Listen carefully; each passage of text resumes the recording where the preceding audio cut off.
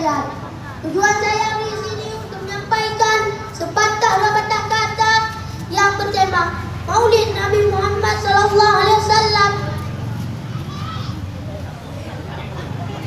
Saudara-saudara isi surga sekalian, setelah cukup 6 bulan, maka pada hari Isnin menjelang subuh, maka lahirlah Nabi Muhammad SAW di kota Mekah. Bertepatan 12 Rabiul Awal yang disebut pada tahun gajah.